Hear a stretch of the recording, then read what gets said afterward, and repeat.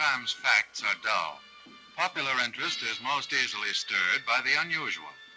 This perhaps is the reason scarcely 1 in 1,000 knows the true story of the American Indian in relation to his government.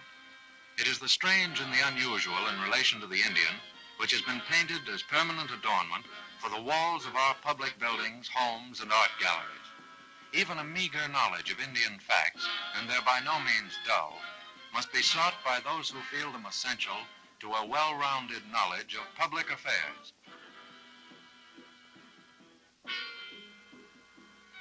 The examination of a Mercator projection of the world is not far-fetched as a point of interest in relation to the so-called American Indian. It answers the questions how and why. Archaeological and anthropological studies have pretty well established the original seat of human habitation as somewhere in southern Asia.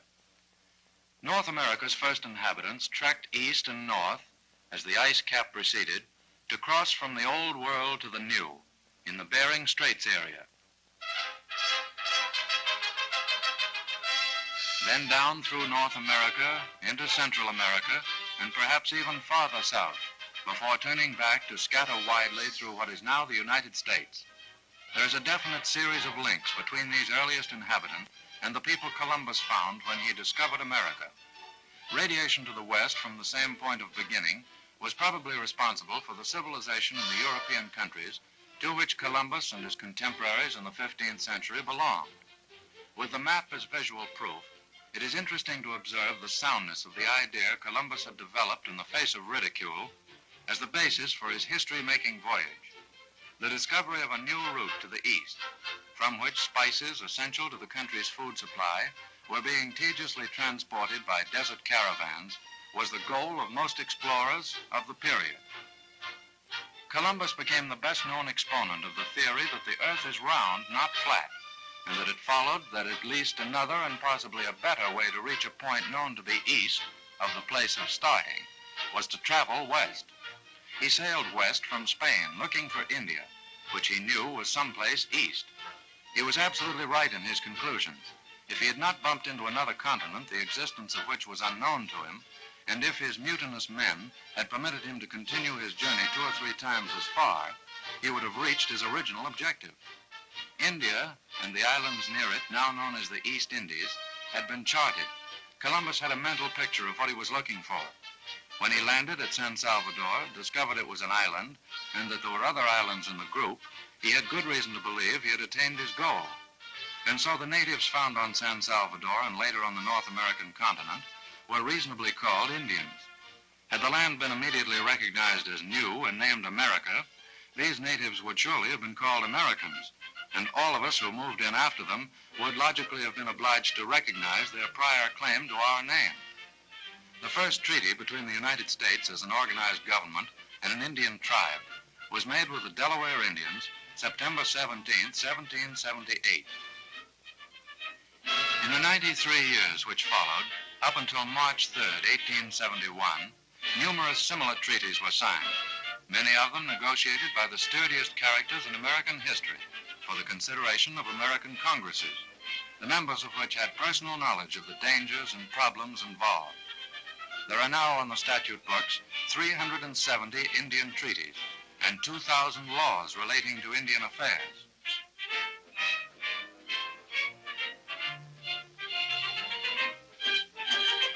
The nation's current Indian policy, partly expressed in the Indian Reorganization Act of June 18, 1934, has 3 chief objectives: economic rehabilitation of the Indians, principally on land, organization of Indian tribes for managing their own affairs, civic and cultural freedom and opportunity for the Indians.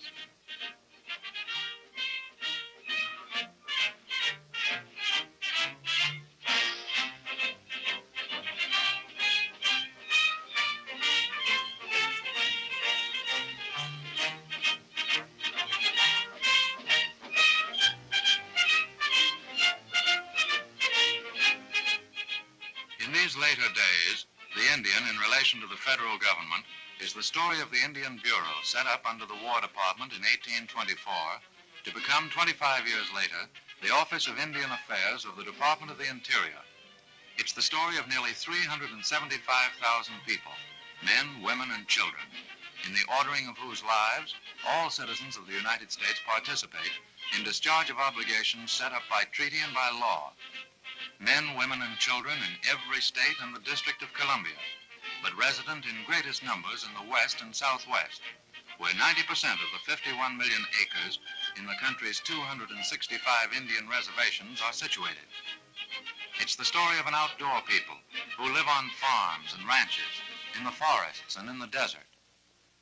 Forest and stream, where abundant wildlife provided everything the hunter needed for his subsistence, are naturally associated with the American Indian. Happily situated are those tribes whose reservations stretch through northern United States from Minnesota west. Among them, the Chippewas, formerly the Ojibways, and the Menominees. Now they live in cabins in the same forests their forebears hunted, homes which afford better protection from the region's winters. Many of their poetic beliefs are still marked. Spirit Rock has crumbled, but countless generations of Indians who adored it have not crumbled with it, nor greatly diminished in numbers.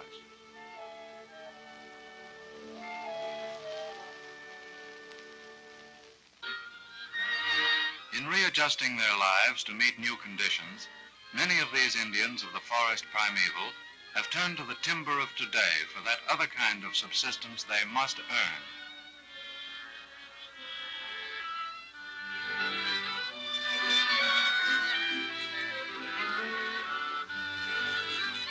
There's a $1 million lumber mill at Neopit on the Menominee Reservation in Wisconsin, operated largely by Indian labor. Electrically powered, it is modern to the nth degree and has an output of about 22 million feet per year.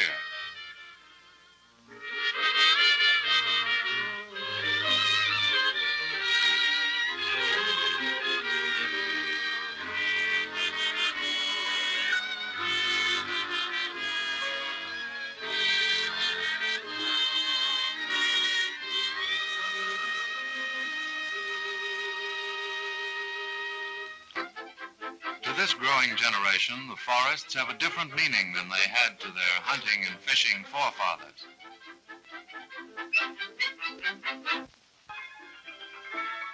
And with this new conception of life have come new problems with which the federal government must help the Indians, just as others are being helped. Forest fires are a constant threat.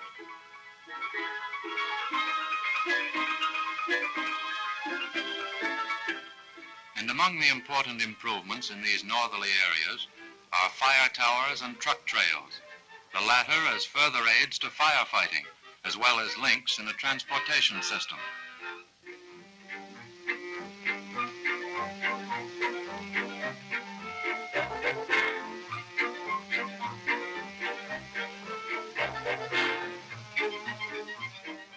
On the Indian reservations, where the government supervision is more effective than on privately owned land, lumbering is conducted along careful lines. Reforestation is scientifically practiced, and the campaign against blister rust, greatest enemy of the majestic pine, goes ceaselessly on. Don't look for wild gooseberries and wild currants in a white pine forest which is being properly cared for. They are hosts to bugs which destroy millions of dollars worth of timber annually.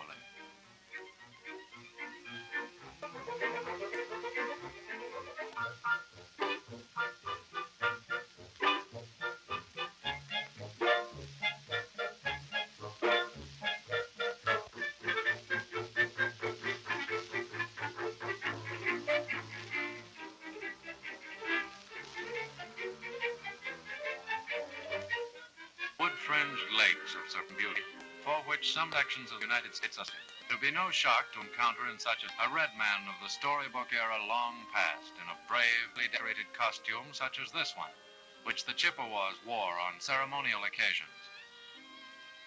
With simpler methods, the Indians once fished these lakes for food. Now, not only food, but revenue for their needs in an expanded economic life comes from the waters. In markets far distant from the source of supply, there are fish on sale caught by these Native Americans.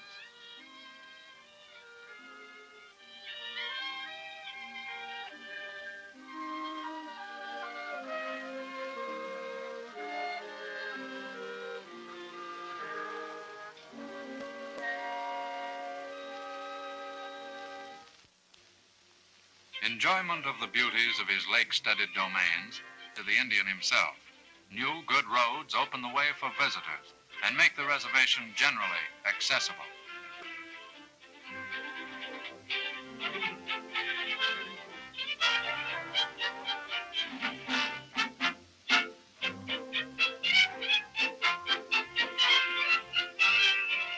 Much of the rebuilding of this Indian country is encompassed in the Civilian Conservation Corps program.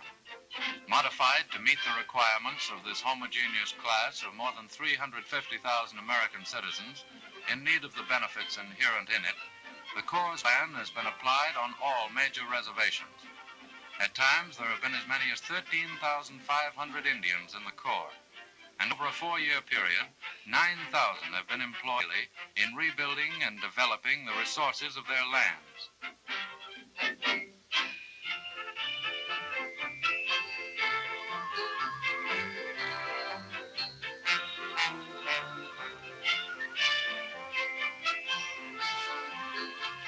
Indian enrollees rank with their white brothers in simplification of the arts and crafts which are common to the recreational and avocational programs in all Conservation Corps camps.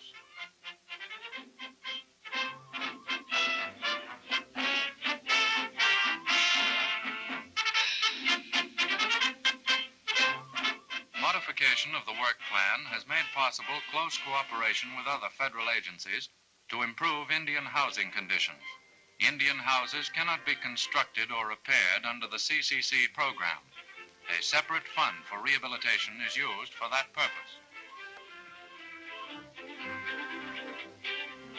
Vehicular and footbridges have been built with Conservation Corps labor. And the Indian enrollees do a fine job in clearing operations and in the construction of trails and roads. Few of these boys were familiar with heavy machinery, but practical training on the job has developed handling skill.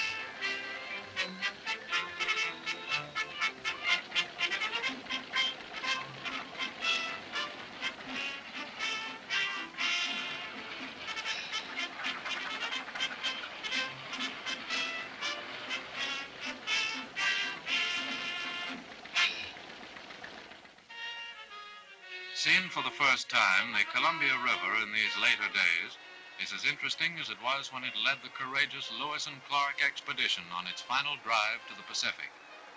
Here in the vicinity of the Dalles, we find the Indian again in pursuits with which he seems most naturally identified.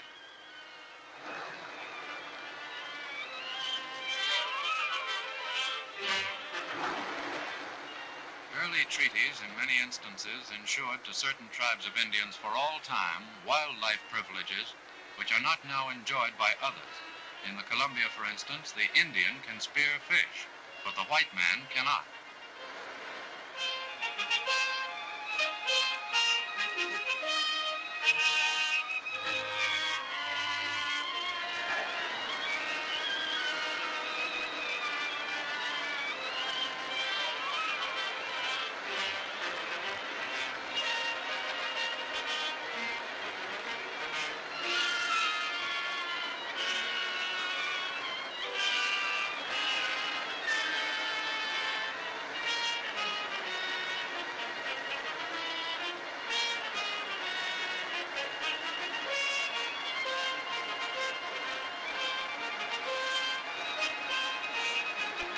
The seining method used for commercial purposes isn't easy. It takes skill and strength, for a squirming big salmon in a net on the end of a long pole exerts much leverage.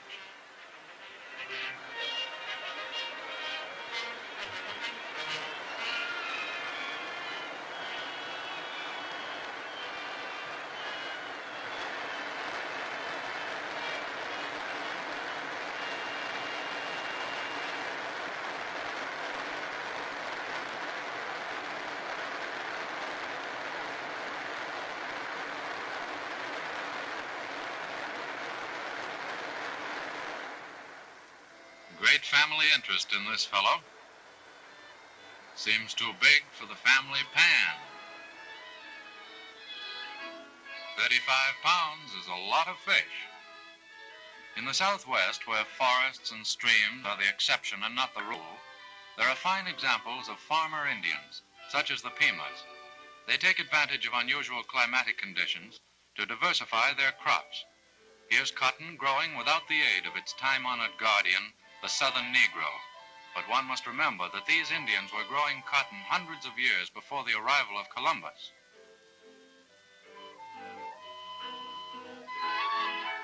Considerable progress also has been made in the cultivation of oranges and other citrus fruits. Federal agricultural experts lend assistance.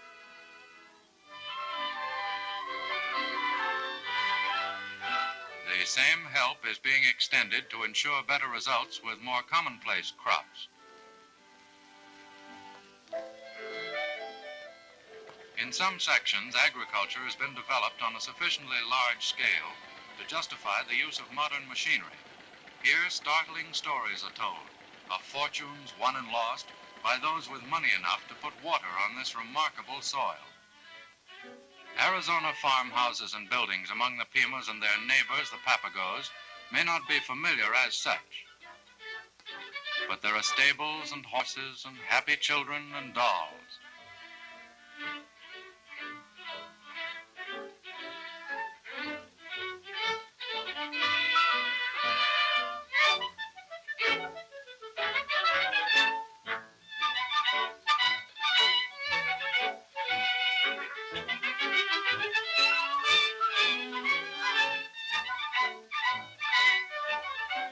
These Arizona reservations are near Southern California, where chicken raising has become a major, and the Indians are awake to its possibilities.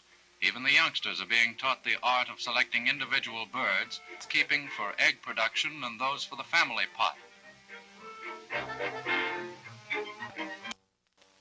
Training for Indian youth also includes the use of woodworking tools. There is significance in the fact that this group is building houses to attract birds, not to kill them.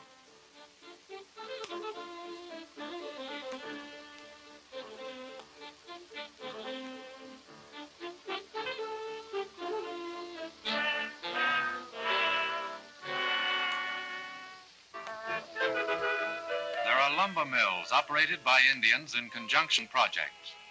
The strong influence of such agencies as the 4-H Club is apparent. These boys are working to earn money to feed pigs, which they expect to show in competition. As a part of their well-rounded life in relation to the soil, these Indians graze many cattle. The area's irrigation systems, primarily for agriculture, are serving added purposes in providing better pasture and man-made water holes. Wherever beef cattle are raised, there must be roundups and branding. Lessons in these are ones the Indian boys find easy to learn.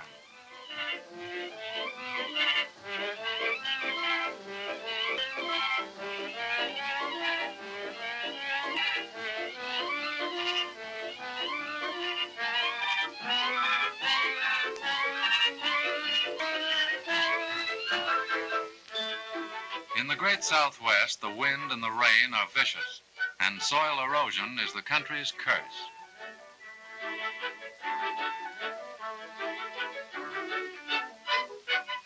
So the rebuilding process, stimulated by the Civilian Conservation Corps, deals chiefly with the correction of these erosion conditions.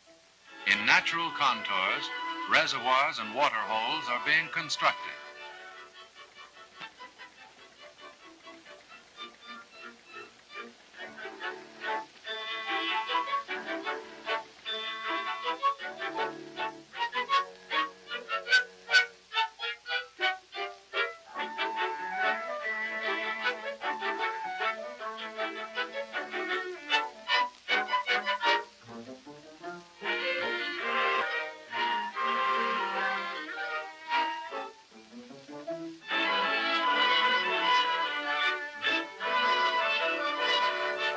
Stones are hauled miles for riprapping, without which the elements would continue to wreak their havoc, and in an hour make a mockery of man's labor for a year.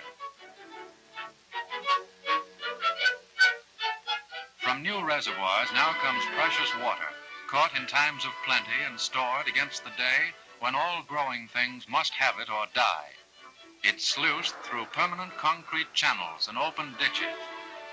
Wells bore deep into the bowels of the earth, some of them 1,000 feet.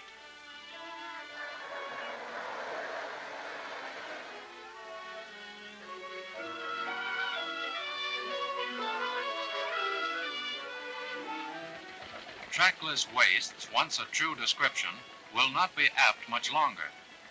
Roads are breaking down the trackless idea, and irrigation projects are turning wastes into productive land.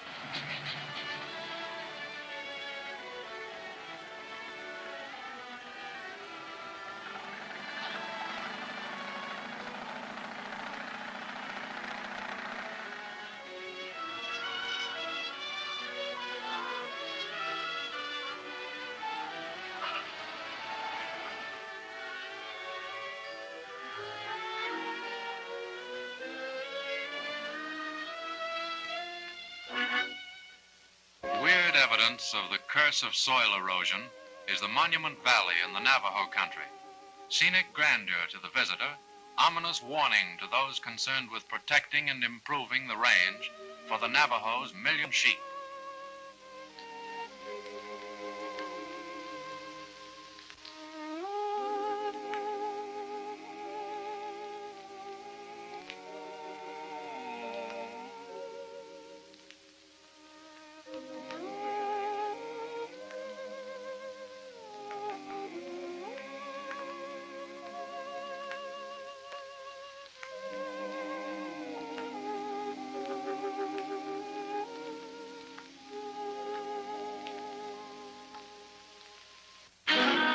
Navajo country, the new Navajo nation, strong, sturdy people with a past as rugged as the high plateaus on which they live.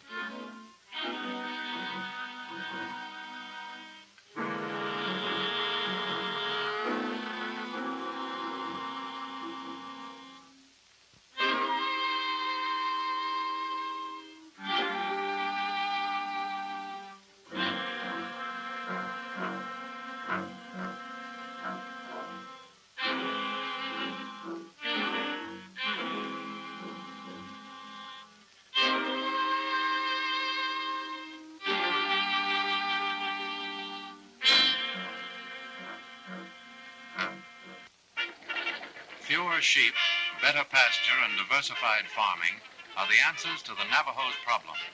In Fruitland Valley along the San Juan River, a new agricultural community is being developed through the construction of an ambitious irrigation system.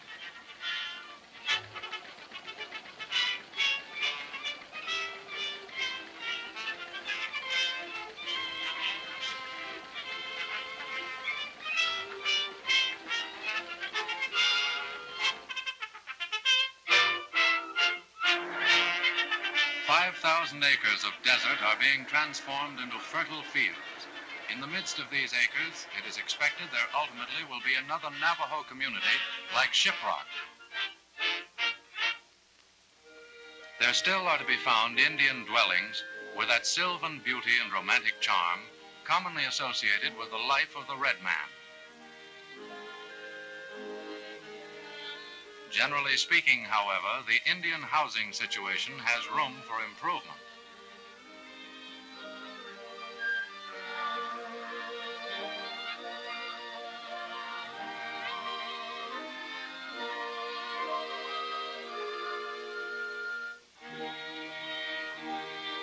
And through the years, there has been constant change for the better.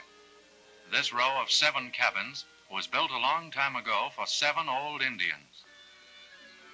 Formal houses and Indians are not basically compatible.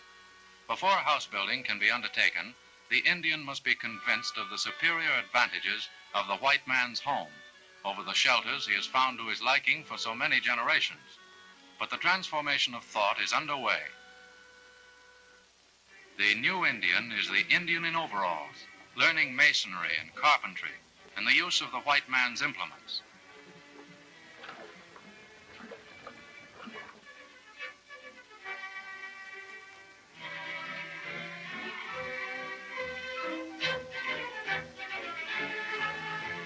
When an Indian moves onto a job, he moves his wife, his children, and his chickens, and there he camps until the job's done. Public interest in the art and utility object of fine handicraft produced by Indians is being capitalized in vocational training projects on many reservations. Not only do these projects make for educational training, but with a market for the things produced greatly expanded through increased tourist and general outdoor recreational activities, the training has immediate economic value.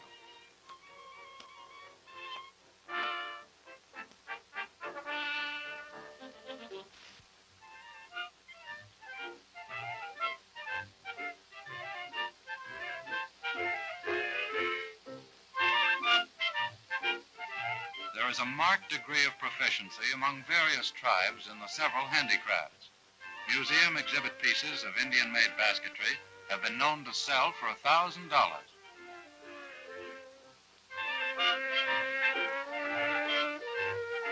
The beadwork exhibits the Indians' instinctive appreciation of color and design.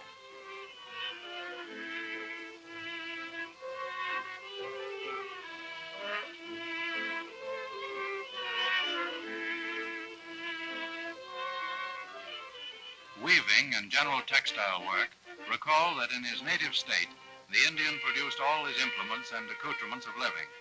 Blankets from wool grown on his own sheep, carded, spun, dyed, and woven, or from his own cotton plants, were originally produced as a household necessity, not for sale to others directly or through traders.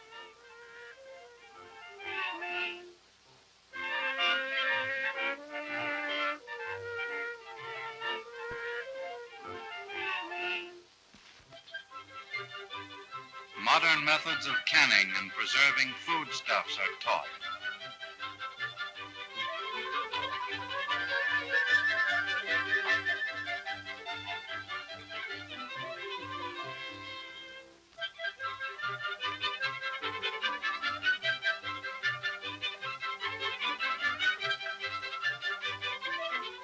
Foods put up in these demonstration kitchens are distributed among the needy and among the growers of the foods.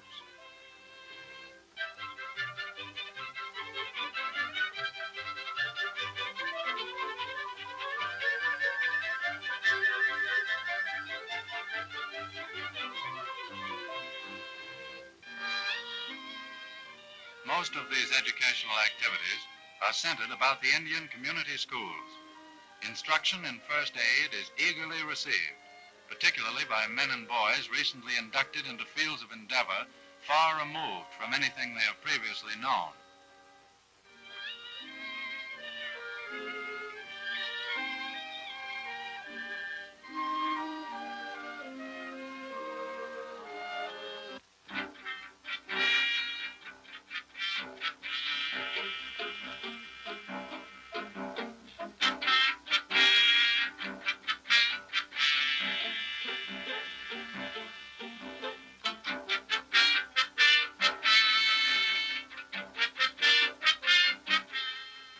Perhaps most colorful in the life of the Indians, as they live today, are their frequent assemblies, largely for recreation. The annual fair held by the Crows at their central agency in southern Montana is an example.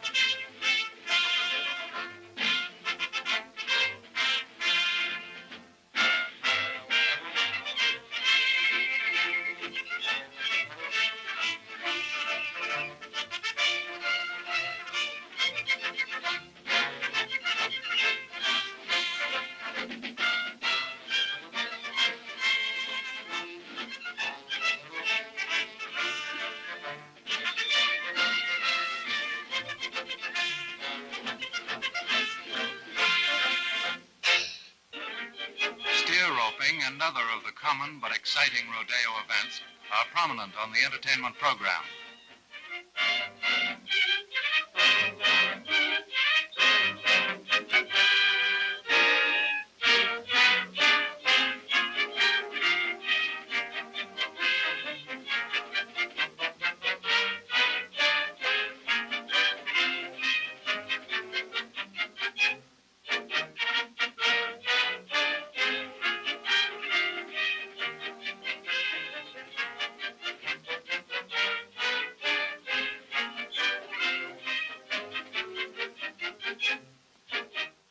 Horse racing packs a big thrill because the riders usually are lightweight Indian boys who display instinctive, reckless ability.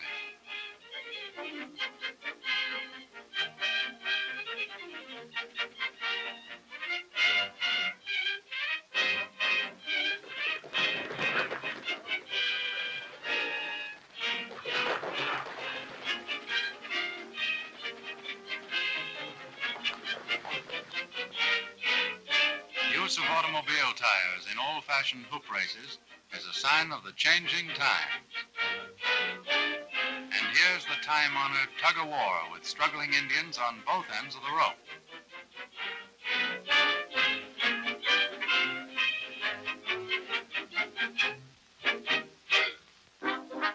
There must be ample reference to native religious and ceremonial customs, and it comes in the elaborate exhibition dances.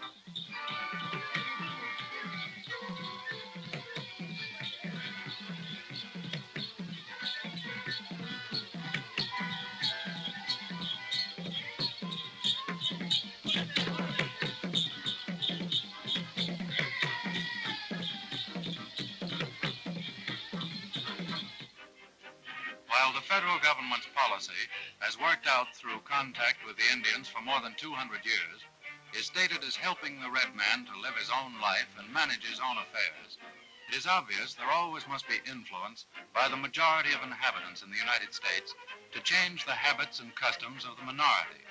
Such influence is intended to be nothing other than helpful, to raise the Indian's standard of living, to make him happier and more comfortable. Effective tools of helpful change are at work. With the aid of the white man, Indians in the United States now have fine schools in which there is available to the youth of the race education comparable to those attended by white children. Where the concentration of population warrants, there are day schools with modern buses to transport pupils. Also, numerous consolidated schools in which all grades, including high school, are taught. Vocational training as practical preparation for future living is emphasized. Splendid hospitals are provided, and in addition, a field health service is in operation. The latter is effective in teaching modern sanitation and those careful habits of living which will eradicate the diseases of the Indians, including tuberculosis and the dreadful trachoma, disease of the eye.